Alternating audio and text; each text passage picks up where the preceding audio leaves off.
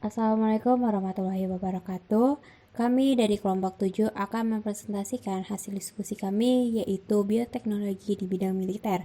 Dengan saya, Alivia Ronisa dengan NIM 1908106115, Hairunisa dengan NIM 1908106119, Mela Mulyani dengan NIM 1908106142, Muhammad Naufal Alkaf dengan NIM 1908106183, dan Raudatul Munawaroh dengan NIM 1908106137.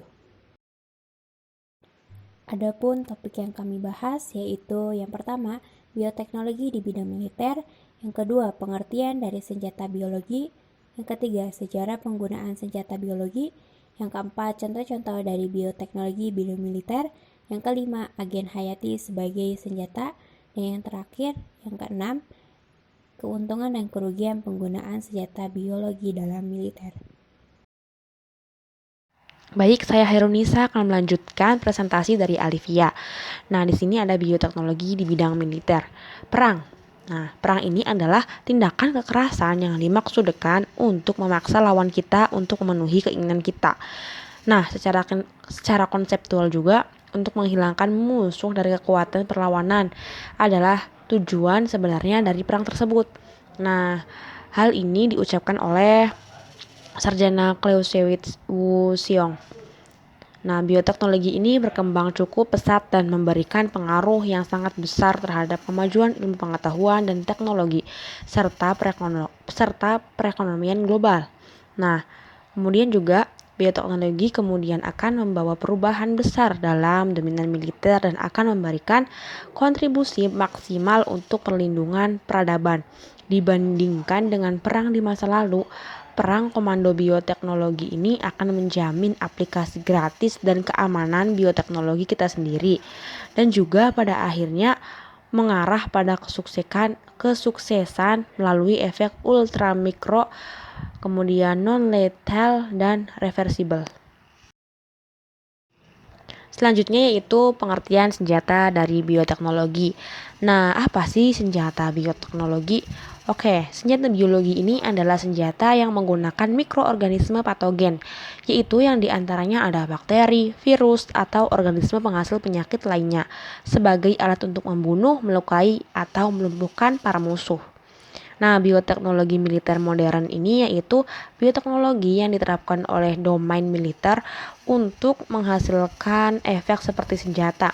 Pada dasarnya berbeda dari senjata biologis tradisional. Kemudian, senjata biologis tradisional ini bertujuan untuk menghasilkan pemusnah massal. Nah, secara teknologi, senjata biologis tradisional ini bergantung pada mikrobiologi, terutama bakteriologi yang menggunakan bakteri perusak, virus, dan racun. Senjata-senjata ini tunduk pada alam, sulit dikendalikan, dan memiliki efek yang tidak dapat diubah. Selanjutnya yaitu terkait sejarah penggunaan senjata biologi. Yang pertama yaitu penggunaan senjata biologi yang dimulai pada tahun 400 sebelum Masehi. Ketika orang Iran kuno atau Scythians menggunakan panah yang dicelupkan ke dalam feses kotoran dan mayat makhluk hidup yang telah membusuk. Kemudian yang kedua yaitu pada tahun 1754 sampai dengan 1760 di mana terjadinya peperangan antara bangsa Britania Utara dan bangsa Indian yang melibatkan penggunaan virus cacar. Lalu yang ketiga yaitu pada Perang Dunia ke-1, Jerman menggunakan dua bakteri patogen yaitu Burkholderia malayi, penyebab penyakit glanders, dan Bacillus anthracis yaitu penyebab penyakit antraks untuk menginfeksi ternak dan kuda tentara sekutu. Lalu yang keempat yaitu pada tahun 1932 sampai dengan 1935, Jepang mengembangkan program pembuatan senjata biologi di Cina yang dinamakan dengan Unit 731. Dan yang terakhir yaitu pada tahun 1970-an, teknologi rekombinasi DNA yang melambangkan kelahiran adanya bioteknologi modern. Baik, saya Muhammad Nova Alkaf akan menjelaskan agen hayati sebagai senjata. Dr. Arif B. Wirtarto dalam artikel yang berjudul Bahaya Senjata Biologis menuliskan bahwa berbeda dengan senjata nuklir, senjata biologis punya banyak jenis.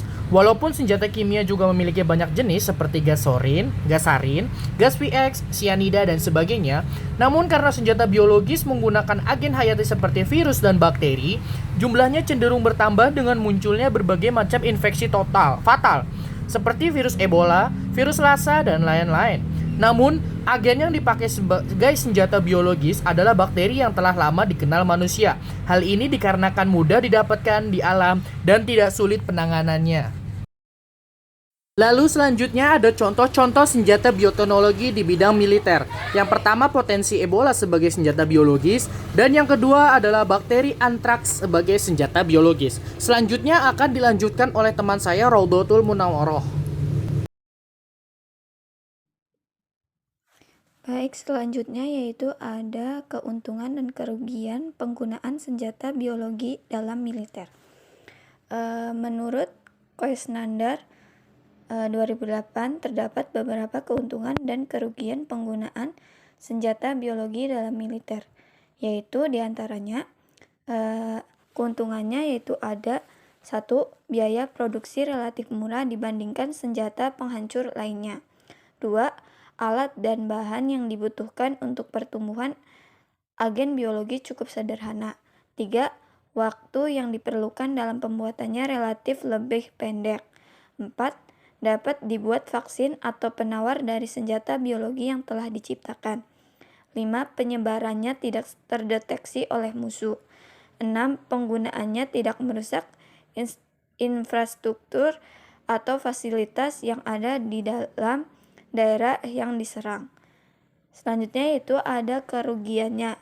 Yang pertama yaitu perlunya perhitungan cuaca atau kondisi yang tepat untuk melakukan penyebaran senjata biologis tersebut. 2. Jika tidak dilengkapi dengan berbagai alat pelindung, beresiko terinfeksi agen biologi yang digunakan sebagai senjata. 3. Beberapa jenis senjata biologi diketahui rentan terhadap radiasi matahari maupun perubahan cuaca, sehingga agen biologi dapat terinaktivasi dan tidak dapat berfungsi dengan baik. 4. Beberapa agen biologi dapat bertahan lama di lingkungan, seperti spora Bacillus anthracis, sehingga daerah yang telah diinfeksi tidak dapat dihuni atau ditinggali dalam jangka waktu yang cukup lama.